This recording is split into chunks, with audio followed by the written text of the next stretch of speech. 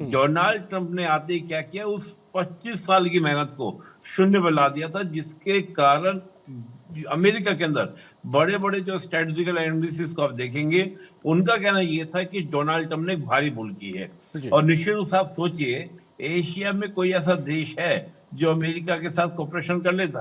कोई भी देश ऐसा नहीं था।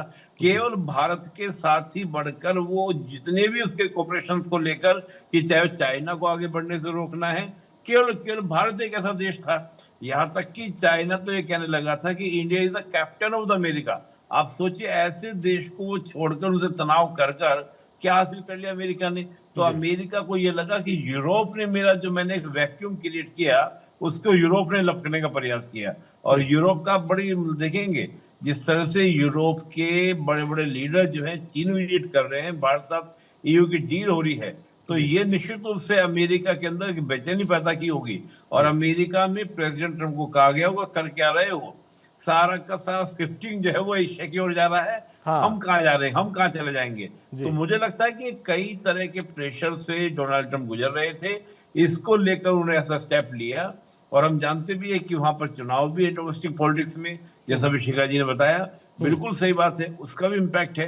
तो निश्चित रूप से आप एक पुराने अलाइज को, जो आपके साथ एक कच्चे कंधे से कंधा मिलाकर बढ़ रहा था, हर तरीके से आप सोचिए, अमेरिका के 4 प्रमुख समझौते हैं, चारों के चारों प्रमुख समझौते भारत के साथ किए हुए, चाहे कौम का सा डील की हम बात करें, लिमोआ की बात करें, बेसा की बात करें, हर तरह की डील आपके साथ में है। आप उस देश के साथ संबंध खराब करके क्या करेंगे? कहीं ना कहीं स्ट्रेटेजिकली अपने आप को वीक कर रहे हैं। तो जी। मुझे लगता है कि ये कहीं ना कहीं बात देर आए दुरुस्त आए वाली कहानी है, और जी। अमेरिका को महसूस हुआ। और मैं खुद भी आपको कहूंगा, कई बार अमेरिका में हम डोनाल्ड ट्रंप का जो एडमिनिस्ट्रेशन है, वहां पे आपको सुनाई दिया कि भारत के साथ हम संबंध खराब करने वाले नहीं है। यहाँ तक कि जो अमेरिका के एम्बेसडर भारत में बैठे हैं, यानी दिल्ली में हैं, उन्होंने कई बार कहा है कि भारत हमारे लिए बहुत महत्वपूर्ण देश है, ये जो कुछ चल रहा है कुछ समय के लिए है, बाद में ये ऑटोमेटिकली ठीक हो जाना है। तो जी। उसको कहा भी जाता है, हम लोग इंटरनेशनल पॉलिटिक्स में वर्ड यूज करते हैं, कि दोस्ती जो होती है ना, वो बराबरी वालों में होती है। जी। तो वो हमारा चेक कर रहे थे कि what is the level in India, कि इंडिया कितना प्रेशर देख सकता है। तो मैं मानता हूँ उस तरह की चीजें भी होती हैं डिप्लोमेसी के अंदर, तो वो उसी वाटर लेवल को चेक करने के लिए। जी। ठीक है। अमीन सर, प्रधानमंत्री मोदी ने भी भाई ट्वीट करके उनको धन्यवाद बोला और कहा कि जिस तरीके से दो आर्थिक महाशक्तियां मिलती हैं तो बढ़िया व्यापारिक संबंध बनते हैं, लेकिन इन सब के बीच प्रधानमंत्री ने कहा कि हम आपकी जो युद्ध रोकने की नीति है उसका समर्थन भी करते हैं। देखिए, अभी जो रिसेंटली मोदी जी ने जो किया है यूरोपियन यूनियन के साथ में, अपना जो फाइनलाइज कर दिया, वो एक लैंडमार्क जो फ्री ट्रेड एग्रीमेंट हुआ है, जी। उससे वो घबरा गया अमेरिका। सीधी सी बात है इसमें। जी। उसमें वहाँ ग्लोबल टेंशन हो गई थी, इसलिए इस डील को उन्होंने बहुत जल्दी फाइनल कर दिया।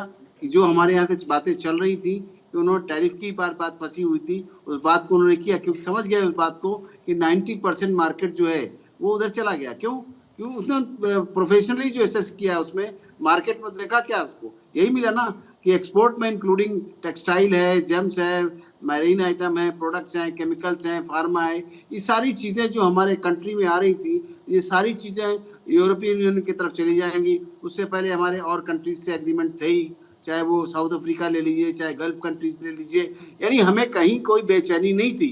बेचैनी अगर मिली थी तो अमेरिका को, जैसे हमारे और साथियों ने इस बात को बताया और रिपोर्टर्स ने भी आपको बताया, कोट किया गया कि इससे वहाँ पर परेशानी अमेरिका को हो रही थी पैदा, क्योंकि अमेरिका के लोग सस्ता सामान चाहते हैं और अच्छी क्वालिटी का चाहते हैं, जो हम दे पा रहे थे। और ऐसा नहीं है, हमारे यहाँ जो बैकलॉग लगा हुआ था कि हमारे यहाँ सिर्फ अमेरिका को भेजेंगे, नहीं, हम दुनिया में हर जगह भेजने को तैयार थे और हमारा काम चल रहा था, हमारा काम कहीं रुका नहीं है। इस बात से और बेचैनी थी कि वो मोदी जी क्यों नहीं बोलते हैं, क्यों नहीं पूछते हैं। और सुनने में आया कई बार कि मोदी जी को उन्होंने कांटेक्ट करने की कोशिश की, लेकिन वो अवेलेबल नहीं थे।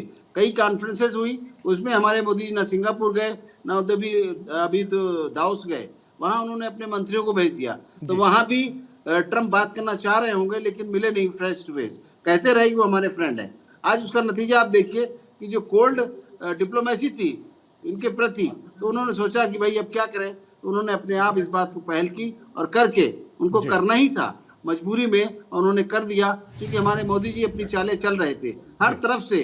अपना सपोर्ट बटोर रहे थे, अपने ट्रेडर्स को कॉन्फिडेंस में लिया हुआ था, किसी तरह की होप दिला रखी थी और काम चल भी रहा था। जी। तो उसका नतीजा है कि आज अमेरिका को अपना एक रास्ता खोलना पड़ा, इससे हमारे एक्सपोर्टर्स भी खुश जी। हैं और एक मार्केट में हलचल मच गई है। जी। और मैं समझता हूँ कल जब सुबह होगी हाँ। तो लोग देखेंगे और सारे पेपर भरे होंगे, सारे तारीफ हो रही होगी मोदी जी की। हाँ। जो लोग आज उतनी बात मोदी जी को कर रहे थे, हाँ। वो आज समझ सकेंगे कि मोदी जी की क्या विदेश नीति है, उनकी अपनी ट्रेड डील है और किस तरह से मोदी जी ने अपनी फॉरेन पॉलिसी को फेयर पॉलिसी बना रखा है, जिससे आप देखिए दुनिया में जब ये जाना जाता था चाइना, रशिया और अमेरिका, आज हमारा भारत उस लाइन में सबसे ऊपर खड़ा हुआ है। ठीक है।